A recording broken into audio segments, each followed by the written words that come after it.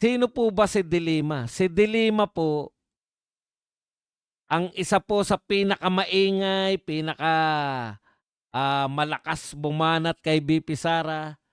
Si De Lima po ang endorser ng isa po sa mga impeachment complaint. Ah, kung ikaw po endorser, ibig sabihin naniniwala ka ron sa impeachment complaint na in-endorse mo. Kasi hindi mo na ma-endorse yan na hindi ka naniniwala. Yung isa pang impeachment complaint ay in-endorse ni Abante tsaka ni Ortega. Pero ang pinaka-active sa mga endorser itong si De Lima. Nagtataka naman ako, natural gusto ni De Lima na ma-impeach si VP Sara kasi in-endorse niya eh. Pero yung mga rules, yung mga pagpapasya, si De Lima pa rin na nasusunod. Imagine niyo po kung gaano kabugak tong House Committee, lalo na yung chairman nila. Kaya-kayanan kayo ni De Lima eh. Naalala ko po nung pinag-uusapan nila yung substance, may mga nagre-raise po ng pag-usapan na yung mga ebidensya. Sino po umawat na mag-usap sila sa ebidensya? Wala pa tayo. Ganto ang banat ni De Lima. Wala pa tayo. Yan sa stage niya yan. Dahil narito pa lang tayo to determine if there is sufficiency in substance. Hindi pa po natin pinag-uusapan dito ang tungkol po sa mga ebidensya. Alain yun, ayaw niyong pag-usapan yung ebidensya sa sufficiency in substance. Saan ka nakakita? Oh. At sila dahil akala nila ang galing-galing ni De Lima, ay napapayag sila ng mga salitaan. Wala pa po tayo dyan sa stage na yan. Natatalakayin natin ang ebidensya. O ngayon, kitang-kita po ng tao. Ano ang sinasabi ng mga tao? Wag na yung mga tao, yung mga dilawan na lang. Katulad ni Karen Davila. Kalaban po namin yan. Anti-Duterte yan. Ano sinasabi ni Karen Davila? If mayroon na po na tinatawag na sufficiency in evidence, bakit hindi pa po natin idiretso sa Senado? Yan ang sinasabi ni Karen Davila. Na Duterte hater yan. Hindi po yan Duterte lover, boy. Duterte hater yan si Karen Davila. Pero anong sinasabi niya? Kung sufficiency in substance na po, bakit hindi pa po natin idiretso sa Senado? Diyan po ang pinagtataka ng maraming tao. With matching paos-paos pa po yan. O, hindi po ba? Kasi sinabi ni De Lima, si De Lima yung dinig na dinig ko, hindi pa yan. Hindi pa po to. Hindi pa po to ang time para tayo ay mag-usap sa evidence. Darating po tayo dyan. Darating po tayo dyan. Ayan ang nahita ninyo. Darating po tayo dyan.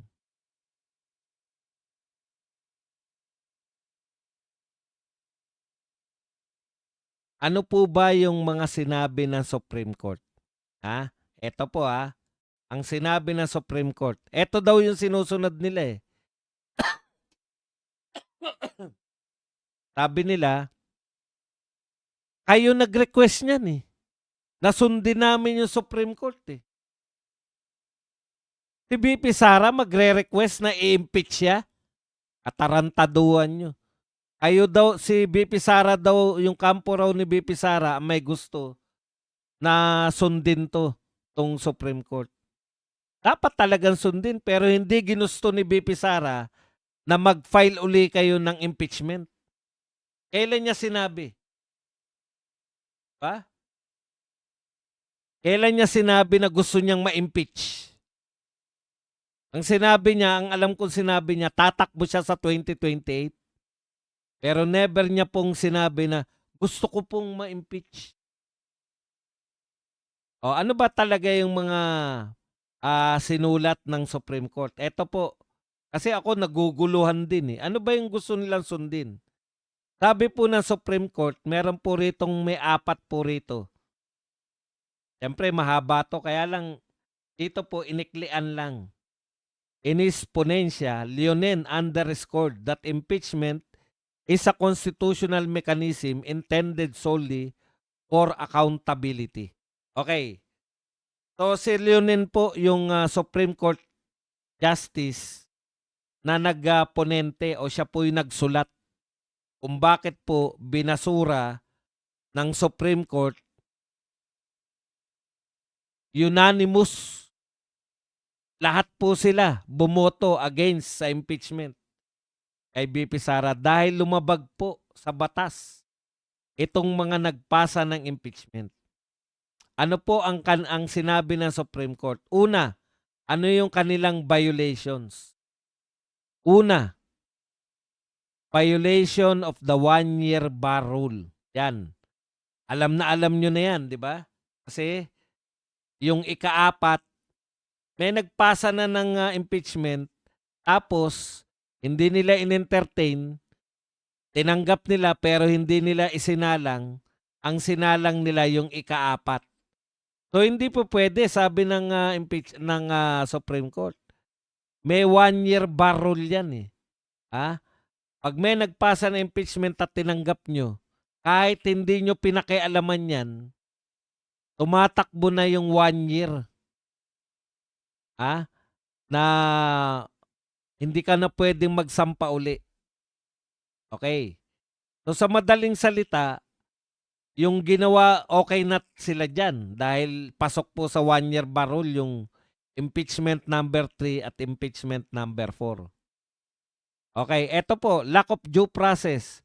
The court held that the House of Representatives failed to provide Duterte with the chance to be heard on the charges and evidence before transmitting the articles to the Senate. Okay, sabi nila, sinunod namin yan. Binigyan namin ng pagkakataon si BP Sara na sumagot. Pero ayaw niyang sumagot. Kaya iniimbitan pa rin namin siya sa hearing. Ayaw niya rin pumunta. Di okay. O ibig po bang sabihin pag ayaw sumagot, kahit fake news po yan na hindi sumagot si BP Sara. Sumagot po siya. Ayaw nyo lang yung sagot niya. Di ba? Immaterial po yung kung gusto nyo yung sagot niya o ayaw. Sumagot po siya. Ngayon, inimbitahan nyo pa rin siya sa hearing. Yan ang katotohanan, hindi siya dumalo sa hearing. Pero may karapatan ba siyang hindi dumalo? Meron, karapatan niya yan.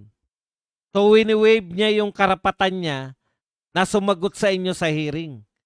So, ibig sabihin, kung ayaw nang humarap sa hearing ni BP Sara, ang dapat nyong ginawa, eto yung mga ebidensya na nagrereklamo, eto yung sagot ni BP Sara, magmula dito, tayo ay magbobotohan na kung meron bang probable cause. Hindi yun ang ginawa nyo. Anong ginawa nyo? Nag-mini trial kayo.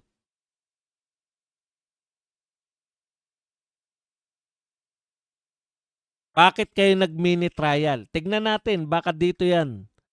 Procedural, okay. Procedural errors tsaka jurisdictional limits. Ito pa ang isang dalawa, no? Ang paliwanag niyan jurisdictional limits. Isang dahilan kaya binasura ang inyong impeachment complaint kasi sabi ni Leonen ng Supreme Court, the ruling stated that impeachment must be based on acts committed during the official's current term. Some charges against Duterte related to her time as mayor of Davao City. Ito po yung kaya dahilan, no? Kaya binasura yung impeachment complaint ninyo. Kasi pati yung hanggang mayor siya, nerereklamo nyo. Wala namang kinalaman yan dito sa impeachment ni VP Sara, pati yung kanyang, ngayon dahil hindi kayo naniniwala diyan kay Leonen, kinu-question nga ni De Lima 'yan, eh. Gumawa na naman kayo ng paraan para ito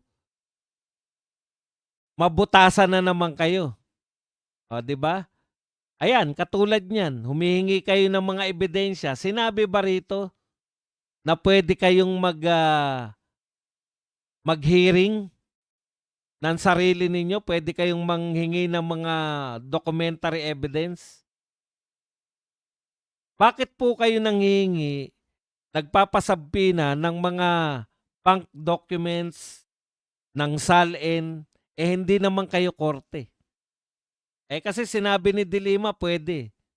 Sinabi na nga ng mas matalino kay De Lima si Rufus Rodriguez.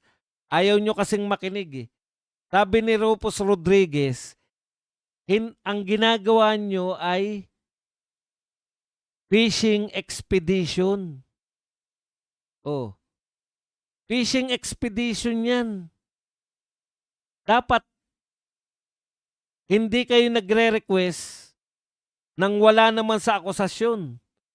Biruin niyo, tinanong kayo ni Rufus Rodriguez, mayroon bang binabanggit sa SALN? Sa SALN yung complainant? Bakit kayo nanghingi ng SALN? Meron bang binabanggit hindi, korporasyon pala, yung korporasyon? May binabanggit ba na korporasyon yung complainant? May anomalya sa korporasyon? Bakit kayo nanghingi ng papeles sa SEC tungkol sa korporasyon? Malinaw po yan, pati po yung SALN ay fishing expedition. Ano po ba ang sabi ng nagsampa ng kaso sa inyo? Ito po ang nagsampa ng kaso, si Torion. Ano sabi ni Torion? The Constitution allows impeachment. Correct. Kayo nag-impeach. It does not allow impeachment by fishing expedition.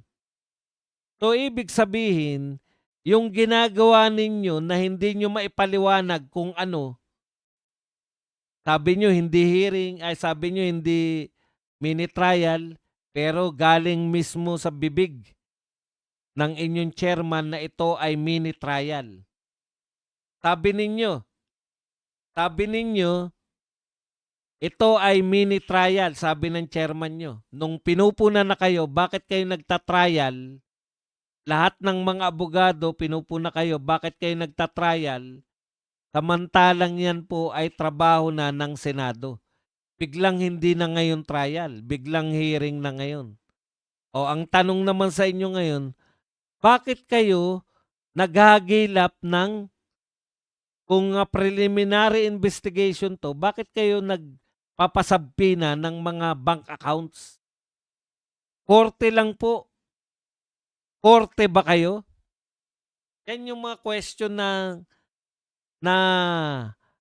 kaya malinaw na kayo po ay nagpi-fishing expedition. Ngayon, inaalaw ba ng konstitusyon, iaalaw ba ng Supreme Court yung fishing expedition? Tinatanggi nyo lang, eh. Sabi ni Redon, no? Ano yung sagot ni Redon dun sa fishing expedition? Ito po, sabi ni Redon.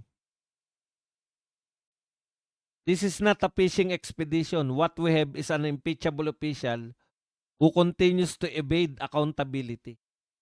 Sinabi po ba na hindi niya haharapin ang inyong kinaso? Sagutin nyo kung fishing expedition ba yan o hindi. Dahil lahat ng tao naniniwala na fishing expedition yan. Tandaan po ninyo, matatalino na po ang mga Pilipino ngayon. Kakanood po sa mga Duterte vloggers. Matatalino na po ang mga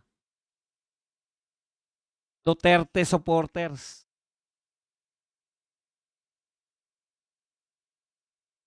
Lahat nagsasabi na ito ay fishing expedition. Kayo lang ang hindi. Kung hindi pala kayo nagpi-fishing expedition, ang tanong uli ni Karen Davila, Bakit hindi nyo na po idiretso na sa Senado? Ang linaw po. Di po ba? Ano po ba ang hindi namin maintindihan? Sufficient in form and substance. Sufficient in grounds. Pero ano po ang alam ng mga tao? Bakit kayo nanghihingi ngayon ng mga bank accounts, SALN, etc.? Ang alam ng mga tao, wala kayong ebidensya. So pinilit ninyo magtaasan ng kamay. Ang sinasabi kasi nila, di ba gusto ng Supreme Court na may ebidensya muna bago ano? Opo, pero kasabay ang ebidensya, ang sabi ng Supreme Court, kasabay yung ebidensya ng reklamo. Hindi yung sinabi nyo na sufficient in substance, tsaka kayo maghahanap ng ebidensya. Ang lumilinaw po sa mga tao, kayo po ay walang ebidensya. Naghahagila pa rin kayo hanggang sa kasalukuyan. Yan po ang masama ninyong ano. Okay. Mula po sa, kaya po ang tingin ko rito, honestly, ang akin pong fearless prediction dito, ibabasura po to ng Supreme Court. Anyways, kung hindi man po to ibasura ng Supreme Court, ibabasura po yan ng Senado. Kung hindi pa rin po yan ibabasura ng Senado, wag po kayong umasa na iboboto ng mga Duterte supporters, si Risa Ontiveros, si Leni Robredo, sino man sa Tulfo o sino man dyan, si Martin Romualdez o mga Remulla, hindi pa rin namin sila iboboto. Duterte pa rin kami. Hindi po ibig sabihin, halimbawa, worst comes to worst, natalo si BP Sara. Ang pasya kay BP Sara, tanggalin ka bilang Vice President at hindi ka na pwedeng makatakbo habang buhay. Hindi ka na pwedeng tumakbo. Halimbawa, yun yung naging pagpapasya. Halimbawa lang. Ibig bang sabihin, iboboto na ng mga Duterte supporters si Martin Romualdez? O si Leni o si Risa? Hindi pa rin naman eh. Iboboto pa rin namin yung ikakampanya ni BP Sara. Kaya lahat ng ginagawa ninyo ngayon, mauuwi lang yan sa wala. Iboboto pa rin namin ang isang Duterte. Kung si Basti man yan o si Pulong man yan, yun pa rin ang iboboto namin. Hindi namin iboboto yung mga nakipagtulungan para ma-impeach si BP Sara. Kaya mauuwi lang po sa wala itong lahat. Lahat ng mga pinagagawa ninyo, lahat ng mga plano ninyo. Hindi naman mako-convert sa boto yan eh. Naintindihan nyo ba? Baka nga mas mataas pa yung mga maging boto eh. Dahil sa revenge vote eh. Pero yun nyo yung tatakbo, hindi nyo pa makakasuhan. Wala pa kayo pang kakaso at pilit na yan. Pag ngayon nyo kakasuhan na halimbawa si Basti, pilit na yan. Di ba? Hindi pa nga kayo tapos sa ate. Kakasuhan nyo na si Basti. Yan yung malaking problema ng mga tukmol na to. Masaya na sila na hindi makakatakbo si BP Sara kung sinuwerte sila. Pero nakakalimutan nila, hindi po convertible yung boto namin. Duterte po kami, mananatili po kami Duterte kahit na maipagtagumpay nyo yung pagpapadisqualify o bilang kandidato kay BP Sara.